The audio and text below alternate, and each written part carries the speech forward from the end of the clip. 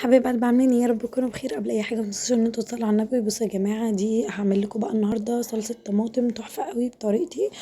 بصوا يا جماعه، دي 8 كيلو ما شاء الله. هغسلها كويس جدا ونقعتها ونضفتها كده زي ما انتم شايفين، وقطعت لها منجريه صغيره وحطيت لها بطاطسيه صغيره كده عشان القوام بتاعها. هقول لكم كل حاجه في الفيديو.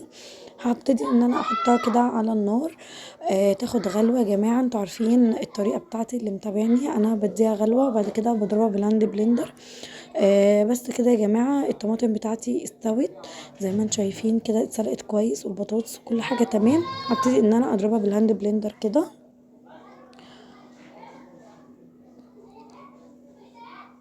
ضربتها بقى كده كويس معاكو.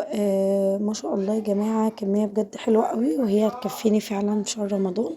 ابتديت ان انا بقى جبت مصفى وحطيتها على الحلة كده، وابتديت ان انا انزل بشوية من الصلصة وقلبتها عشان اصفيها لو فيها اي بذر او اي قشرة او اي حاجة.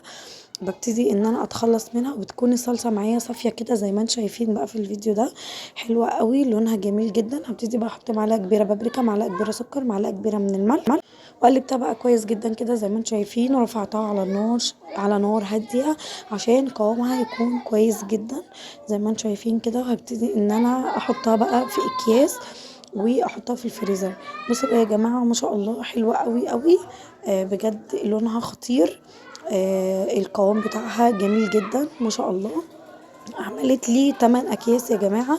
انا كده خلاص مش هضطر ان انا اجيب طماطم تاني. تعالوا بقى نحطها في الفريزر مع بعض.